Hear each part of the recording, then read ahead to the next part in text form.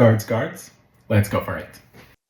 Hello everyone, welcome back to the channel. My name is Andre and I'm your bookworm, and today we are reviewing Guards by Terry Pratchett. Are we back into the Discworld? Yes we are. Are we reviewing Guards?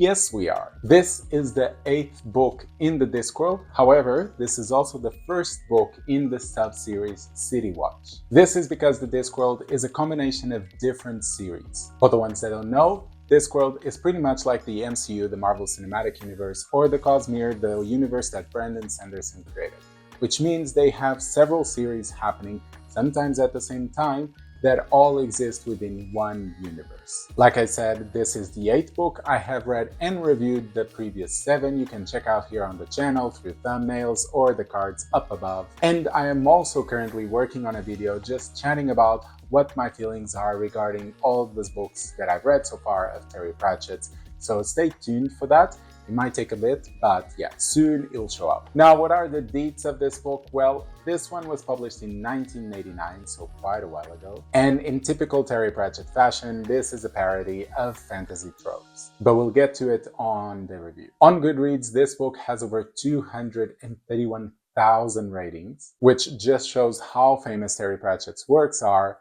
And the average score it has is a 4.34 out of 5, which again, great score, especially in a fantasy setting, especially when it's a satirical fantasy. Not many people go with that, but I guess this one is a good one for them. This edition you see here behind me is the Discworld Emporium hardback edition. I love them. All of my Terry Pratchett books are like that. They have this velvet, or not really leather, but also not really just cardboard feel to it.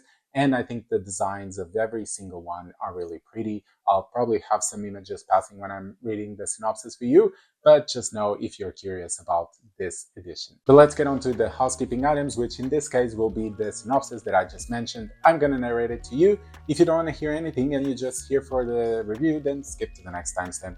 You'll jump right into the review. Otherwise, stick around and you'll hear what this small book is about. And usually Terry Pratchett's synopses are quite nice, quite succinct, and they don't spoil that much, so here we go. An aura of mean-minded resentfulness is thick in the streets of Ankh-Morpork. Insurrection is in the air. The haves and have-nots are about to fall out all over again. The have-nots have some of their own magic, but magic in the hands of amateurs is a dangerous thing. The City Watch is the last line of defense against such unnatural going-ons. But when even the Watch have troubles telling right from wrong, you know that law and order ain't what it used to be.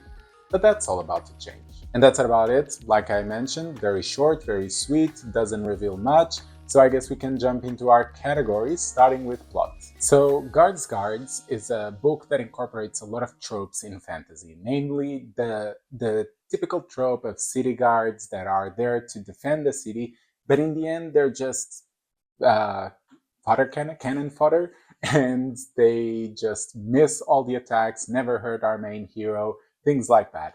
And Terry Pratchett picks this trope and completely reverses it and makes it the main protagonist of the story. And of course, in typical Terry Pratchett style, you have several different plot lines that seem completely unrelated, and when you least notice, they are coming closer and closer and just resulting in an epic climax of the final of this book. And of course, all of this with being completely ridiculous. I think this book is also split into 2 big events, let's say, and I enjoyed the first half more than the second half. Let's say, without too many spoilers, until a certain king rose to the throne. After that, I did lose a bit of my momentum, a bit of my fuel, as I felt like the story was slowing down a bit, or maybe it wasn't really slowing down, but elongating the plot to a point where it might not have been necessary. And considering this is a small book, I would say this is quite evident when you see that this elongation of the plot more than it should have, or at least more than I thought it should. Of course, this was also a combination of different factors. One of them was that we have a big climax. I mean,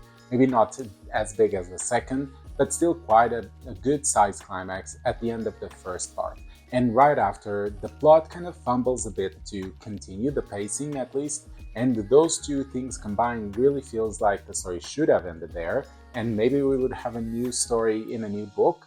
But overall, it's still a good plot. I'm just gonna give it a 4 out of 5. Let's talk about characters now, which I think were all brilliantly written. from Carrot, who fulfills all the tropes that he needs to fulfill, but at the same time coming from a family of dwarfs, which is completely left field, to, for example, the librarian or Lupin. Nobby Nobbs, so many characters that you can mention. Every single character in this book, I feel, is dripping in character. I mean, of course, they don't necessarily feel real in the same way that a book like A Song of Ice and Fire feels real, but they feel three-dimensional nonetheless. And pretty much like you could hang around with some of these characters. Of course, some of them you would probably end up with a lot of bad luck or a great adventure going with them. And while some of these characters do have arcs that might be a bit predictable in terms of direction, in terms of where they'll go, believe me when I say that Terry Pratchett will give you other characters that will go in completely unpredictable ways, which I think balances it out. And so you have some characters that are quite familiar, you can see where it progresses,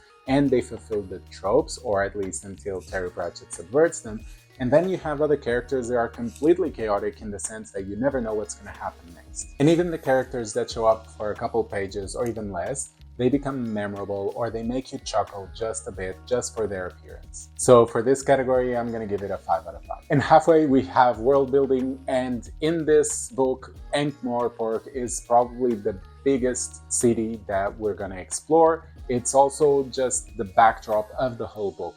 And to a certain extent, it almost becomes a character itself. But at the same time, we also explore some limitations of this world or this universe, figure out how certain things work, and how, for example, the presence or absence of dragons is justified. Of course, if you've been here on the channel, you know very well how I don't really enjoy when a book just spends the whole time in one city and we don't get to explore the outside world. Unless, of course, that city is so prevalent but also so vivid and so well described, like for example in urban fantasy in regards to Lord of the Mysteries, or in regards, for example, Perdido Street Station by China Miéville.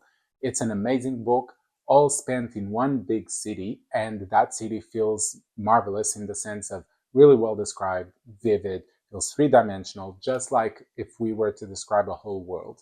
So I think Terry Pratchett does this in this sense. Ankh-Morpork does feel like a true city. It feels like I could explore it for many, many times and just keep exploring and finding new things. Of course, because the book is so short, there's also parts that feel like maybe not as relevant or maybe could have been omitted, but at the same time, as it stands, I would say it's a 4+ out of 5.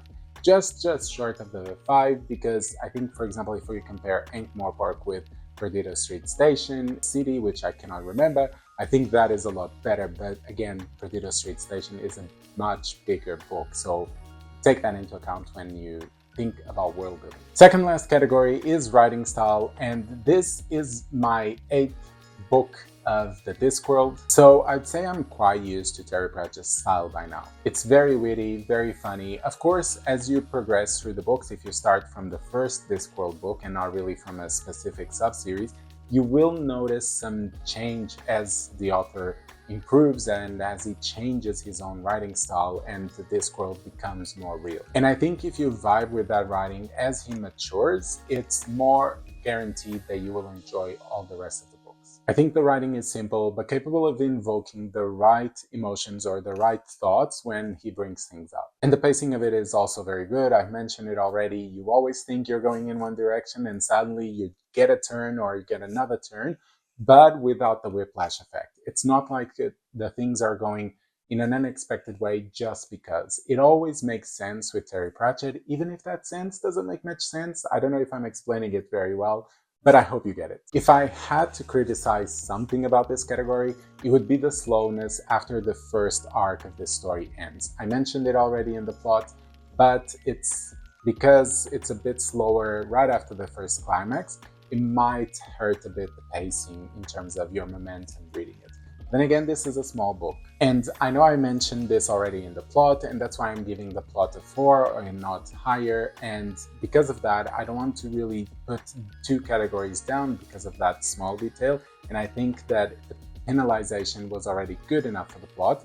And that's why for this category, I'm still giving it a 5. Because in terms of pacing, it wasn't that bad. I think it was just the plot that stumbled a bit. And last but not least, we have enjoyment, and I was actually surprised on how much I enjoyed this book, considering that this was a reread. I think it was partially because when I started reading Terry Pratchett, I started with Guards, and therefore I didn't know exactly what to expect when I dived into the Discworld. But now, after having read so many other Terry Pratchett books, I know what to expect, and I'm going excited into it, just thinking, oh yeah, I'm gonna laugh a bit, I'm gonna figure out new characters or see old characters. And at the same time, I was excited to notice the things that I might have missed, knowing that now this book is more of a parody of certain fantasy tropes that I'm more familiar with. And I think knowing as well how Terry Pratchett guides you through a story helps to get into this story. I still understand why some people say or recommend this book as the first one to read in the Discworld,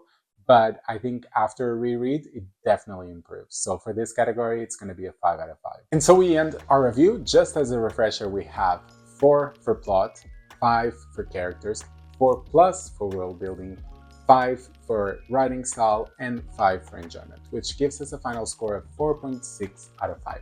Or 4.7 if you want to add that plus as a plus 0.1 or something like that. Overall, what it means is that this is another great Terry Pratchett book, and I can understand very well why so many people recommend this as your entry point into the Discworld. It's not too complex, it's very funny, and it also plays into a lot of tropes that people who have read fantasy will recognize. I mean, maybe that's why it has a really good score on Goodreads, because a lot of people recommend this one as the first one, and it's mostly people who have read fantasy, therefore they go in and they like it.